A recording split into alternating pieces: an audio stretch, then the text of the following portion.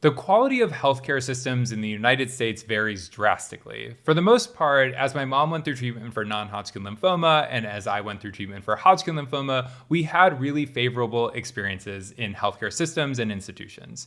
Many people are not that privileged because insurance coverage and financial resources really dictate in this country the quality of care you receive, and that is an unfortunate reality. In this video, I want to share two examples, one from my mom's treatment and one from my treatment, about how our healthcare institutions had weird rules, policies, and procedures that detrimentally impacted us. As depicted in the moments I included for August 26th and 27th in my book, Losing Lynna May, a Cancer Caregiving Memoir, my mom was finally going to be transferred from the hospital that she was at in Omaha, Nebraska for her stem cell transplant and then ultimately 2 craniotomies to a rehabilitation hospital in Wichita, Kansas, which is where our family lived. My dad and I learned of that news on a Wednesday afternoon while working at the family dental practice several hours away from my mom.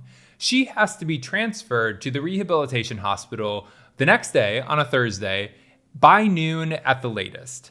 To put some distance into the equation, it is about a 5-hour drive between Omaha, Nebraska and Wichita, Kansas. Then factoring in my mom's limited mobility at the time, we had to add in some buffer time just in case she needed to make a pit stop to use the restroom.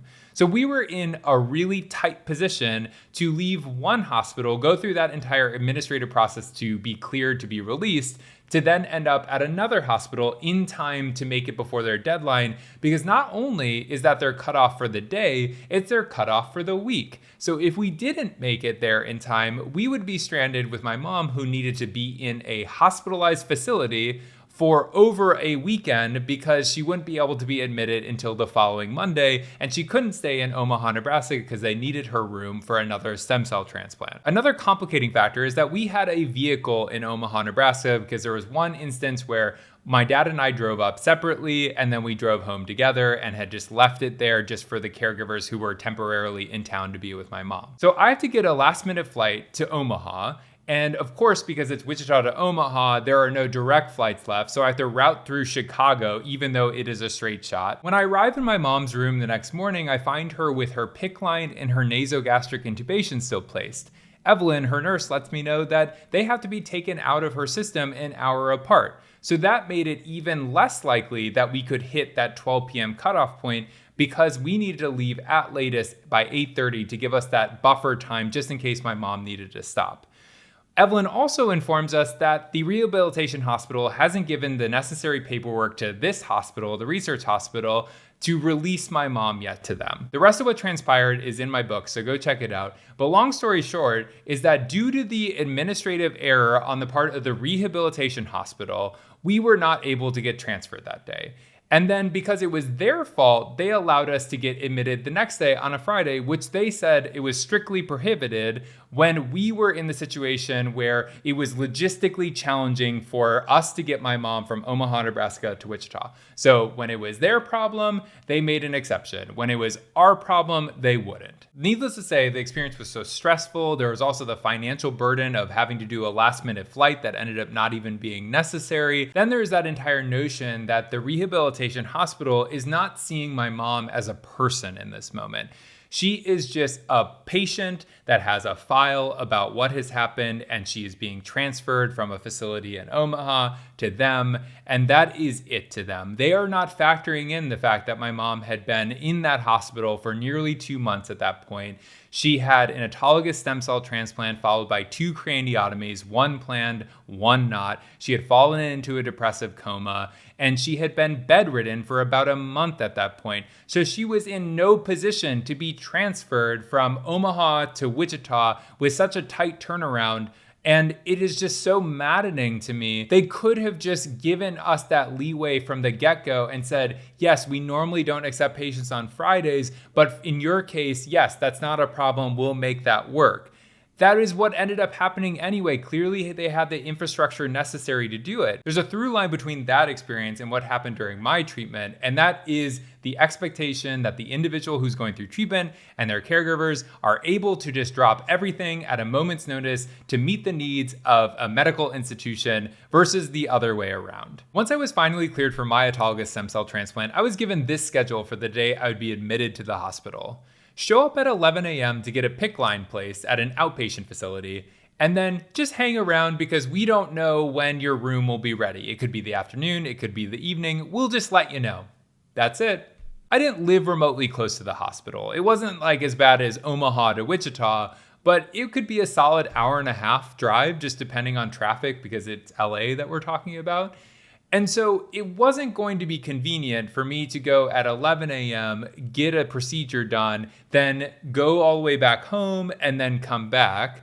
I also didn't have a car, and I was relying on my friend Bryce to take me there for the procedure and then hang out with me until I was ready to be admitted. So the PICC line procedure takes a maximum of 30 minutes, so that didn't really kill a lot of time for us. We go to lunch in a secluded spot because I was worried about getting COVID, as I'm about to have the most aggressive form of cancer treatment that I've had to date.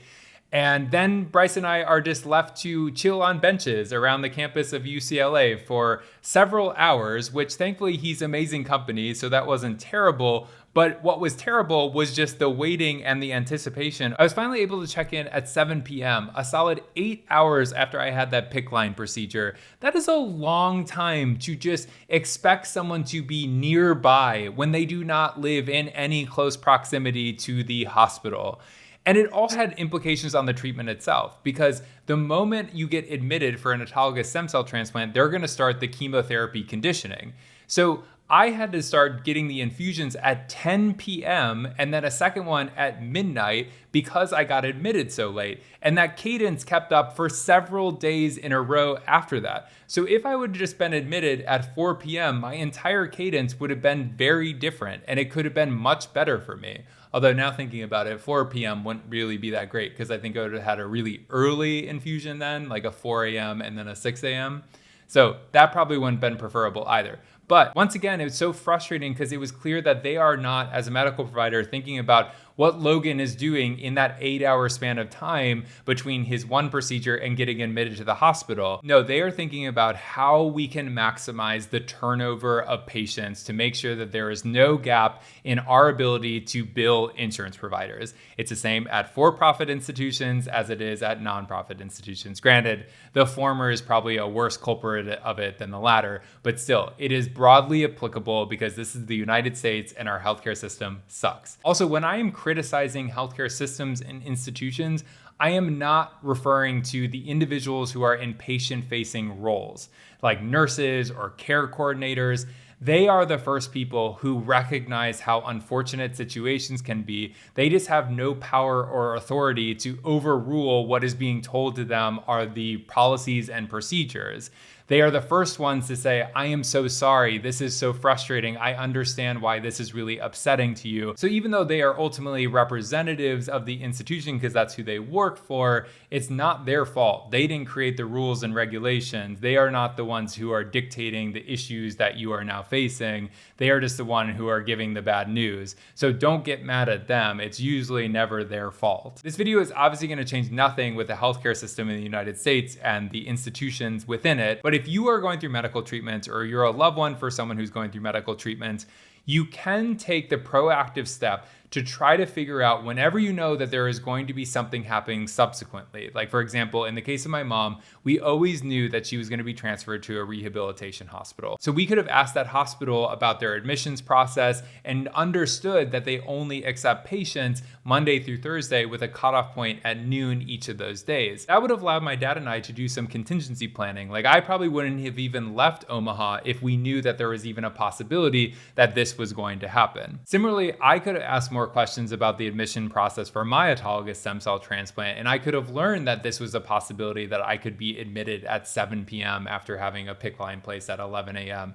And if I knew that, I could have planned the day accordingly where Bryce and I weren't just sitting around waiting. We could have at least done something. But because we had no expectation, then we just didn't know what to do. We just had to wait around. At least that's what we felt like. And as I said in the beginning of the video, my mom and I were really fortunate through our treatment to have very excellent care. These probably seem very minor when you compare them to all of the other terrible things that happen to people through medical institutions. But I think they are worth bringing up just to know that you can be more proactive when you are going through the process to make sure you don't get in these situations where you are caught off guard unnecessarily so, and you can just plan accordingly, which will reduce a lot of your stress and a lot of your frustration. I'll be uploading another video on August 28th, and I'll be talking about how it feels to finally leave the hospital after a hospitalization. And spoiler alert, it can be kind of anticlimactic. So hit subscribe, leave any questions in the comments. The link to my book is in the description, and I will see you all then.